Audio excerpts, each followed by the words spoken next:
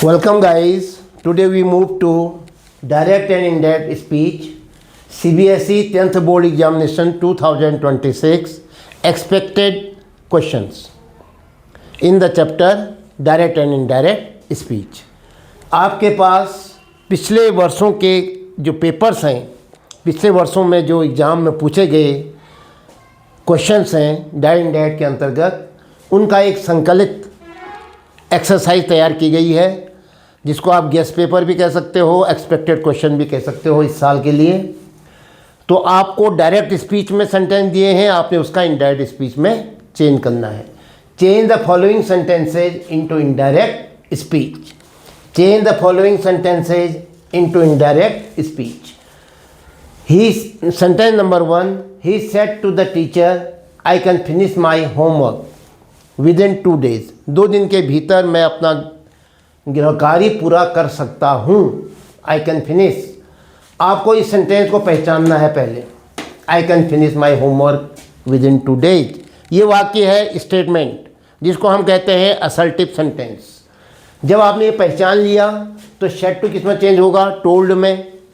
Comma inverted comma हटेगा, conjunction क्या लगेगा? डैट। बाकी प्रोनाउन के नियम आपको पता ही हैं।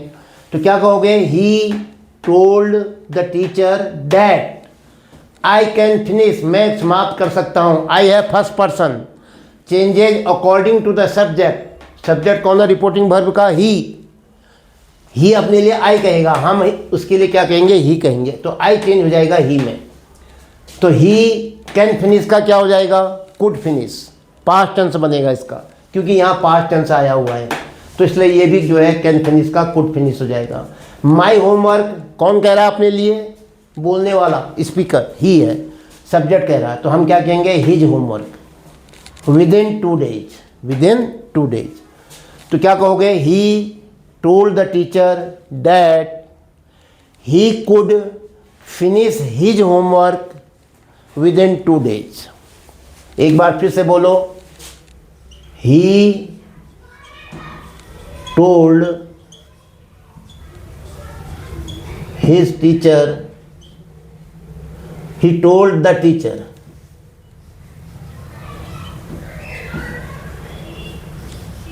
he told the teacher, conjunction क्या लगेगा? डेट। आई कैन फिनिश का क्या हो जाएगा? He could finish.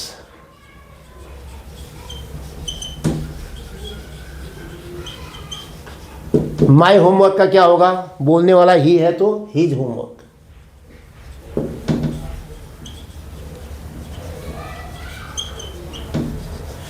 Within 2 days, इसको ऐसे उतार दो। Within 2 days। Yes, I said come here Ram. Ram इधर आओ। तो क्या होगा? मैंने कहा राम इधर आओ, तो क्या है ये प्रकार से? मैंने राम को आदेश दिया। जब तक आप इसको नहीं समझोगे कम हियर राम, ये इंपरेटिव सेंटेंस है, तो क्या हो जाएगा? I said, I ordered. I ordered किसको? Come here Ram. राम भी कहा मैंने, राम का नाम लिया, तो राम को ऑब्जेक्ट बना दो। बड़ा अच्छा रहता है। ये वोकेटिव केस है। जब हम किसी का नाम लेते हैं तो हम क्या कहते हैं? उसको वोकेटिव केस कहते हैं। तो राम को यहाँ ऑब्जेक्ट बना दो। मैंने राम को आदेशित किया। I ordered Ram come here. इसका मतलब क्या होगा? इन्फिनिटिव में टू लगता है, आपने कहा था। वर्ब कंजक्शन नहीं लगता है, कॉमा इन्वर्टेड कॉमा हटेगा, कंजक्शन नहीं लगेगा, कम के आगे टू। लेकिन यहाँ पर ऐसा हो रहा है कि इधर आओ, तो इसका मतलब क्या हुआ? यहाँ पर कभी कभी कम का गो होता है। टू गो देयर, हियर को आप देयर कर रहे हो, तो to go there. To come here, to come, क्योंकि टू कम देयर तो होगा नहीं, तो किससे क्या होगा? देयर होना ही है इसका, हियर का, यहाँ का। तो देयर है तो कम के साथ देयर नहीं आएगा, गो के साथ आएगा। तो कम का हम क्या कर देंगे? गो। To go there. भाव वही रहा। अगर आप गहराई से सोचें, बार बार अभ्यास करें, तब समझोगे। ऐसी स्थिति में अगर आप कहते हो टू कम हियर, यहाँ आने के लिए, तो ये तो सही है, लेकिन अब हियर का देयर होना है, तो इसलिए यहाँ पर कम का भी गो करना पड़ेगा। तो क्या बना? I ordered Ram.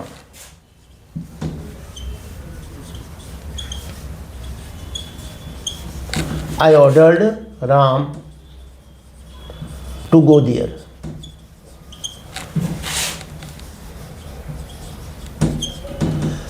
क्योंकि उसकी कई भी बातों को हम कह रहे हैं अपने तरीके से, तो इसलिए हम कम का गो कर देंगे, उसके आगे टू लगा देंगे और हियर का दियर कर देंगे। नंबर 3, ये हर जगह नहीं करोगे। यहाँ पर हियर से हमारा पैच अटक गया था सेंटेंस, इसको दियर होना था, तो इसलिए कम के साथ नहीं हो सकता है। कम का क्या हो जाएगा, गो हो जाएगा। तब किया। Next 3rd, Gopal said, Gopal ने कहा let us have a cup of T, हमें एक कप चाय पी लेनी चाहिए। ये वाक्य लेटेस्ट वाले हैं, तो लेटेस्ट किस में चेंज होता है, दे शुड में। तो क्या कहोगे यहाँ पर कंजक्शन क्या लगता है, डैट। और ये जो शेड वर्ब है किसमें चेंज होती है, 2 शब्द है आपके पास, सजेस्टेड या प्रपोज्ड टू। तो क्या कहोगे, गोपाल प्रपोज्ड, गोपाल ने प्रस्ताव रखा, that they should have, should की बात पे हैव का हेड नहीं होगा, शुड आ गया है एक बार पास्ट में, दे शुड हैव ये कप ऑफ टी। गोपाल ने प्रस्ताव रखा, अपनी बात रखी, तो क्या कहोगे, गोपाल प्रपोज।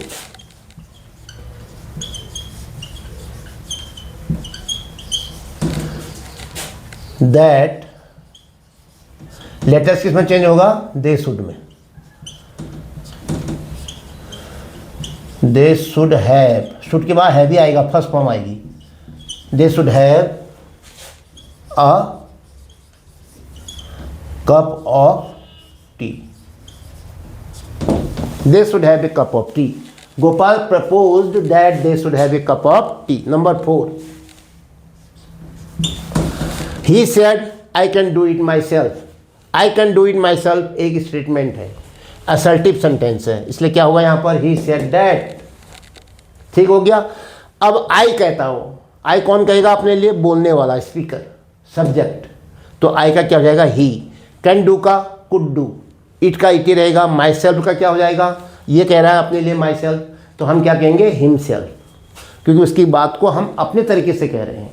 तो माई सेल्फ का क्या हो जाएगा, हिम सेल्फ। आई का क्या हो जाएगा, ही, तो क्या बना, he said that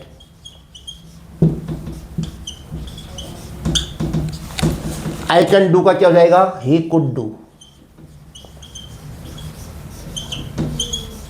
he could do it, my self का हिम सेल्फ, वो अपना काम खुद कर सकता है। उसने कहा कि वह इस काम को स्वयं कर सकता था। मैं ऐसे ही बताता हूँ अभी, भले आप हिंदी में बोलते हो, उसने कहा कि वह इस काम को कर सकता है, लेकिन उसका आशय क्या होता है, आशय बता रहा हूँ मैं। उसने कहा कि वह इस कार्य को कर सकता था। Next 5th, the teacher said, teacher ने कहा the earth rotates on its axis, अपने ध्रुवों पर अर्थ जो है घूमती है, अपनी धुरी पर पृथ्वी घूमती है। तो क्या कहोगे, द टीचर शेड का द टीचर शेड ही रहेगा, क्योंकि वाक्य कैसा है आपका, स्टेटमेंट है एक। और फिर दूसरी बात क्या कहोगे, ये एक असर्टिव सेंटेंस है, कंजक्शन क्या लगेगा, डैट, तो द टीचर शेड डैट। अब द अर्थ रोटेट्स का, क्योंकि यहाँ शेड आ गया है तो यहाँ पास्ट आना चाहिए, रोटेटेड होना चाहिए, प्रेजेंट तो होता नहीं है। लेकिन ये वाक्य ऐसा है, देखो ये शाश्वत सत्य है, साइंटिफिक फैक्ट है, तो ऐसे सेंटेंसेस के टेंस को हम नहीं छूते हैं, जैसा है वैसा ही लिखते हैं। तो क्या कहोगे, रोटेट्स रोटेट्स ही रहेगा, इसमें कोई चेंज नहीं आएगा, इसलिए ये वाक्य बड़ी इंपॉर्टेंट है। क्या कहोगे, और जगह तो हम कह रहे हैं यहाँ सेड आया है तो वहाँ पास्ट कर दो, प्रेजेंट का पास्ट करते नहीं कह रहे हैं, present indefinite, past indefinite, present continuous, past continuous. लेकिन अब यहाँ हम कह रहे हैं कुछ नहीं करोगे, इसको छूओगे नहीं, तो क्या बना, the teacher said that the earth rotates on its axis. बोलो एक बार फिर से, the teacher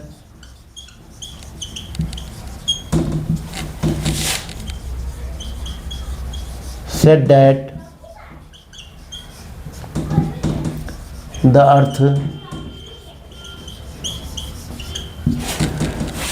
rotates on its axis. Yes, last. The stranger said, अजनबी व्यक्ति ने कहा, I slept here for 4 hours. मैं यहाँ पर 4 घंटे सो गया था। द स्ट्रेंजर सेड, अजनबी व्यक्ति ने कहा, आई स्लेप्ट हियर, मैं यहाँ सोया था, फॉर 4 आवर्स, 4 घंटे से, 4 घंटे के लिए। तो क्या कहोगे? द स्ट्रेंजर, वाक्य कैसा है? स्टेटमेंट है, असर्टिव है, कंजक्शन डेट लगेगा। द स्ट्रेंजर सेड दैट,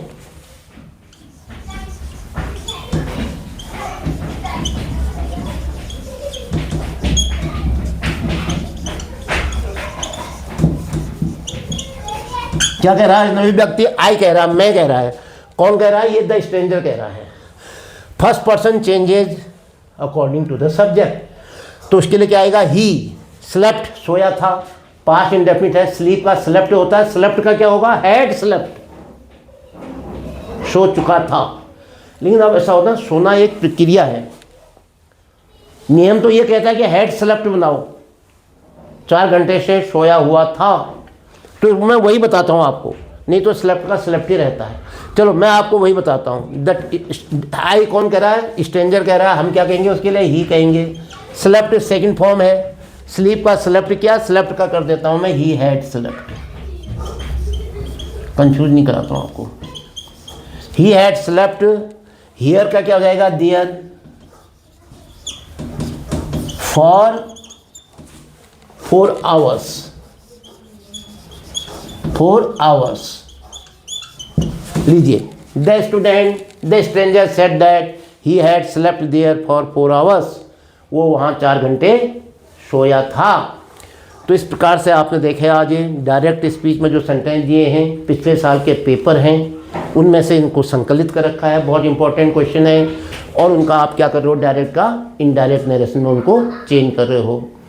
तो इस प्रकार से आज का वीडियो यहाँ पर समाप्त होता है। जय हिंद।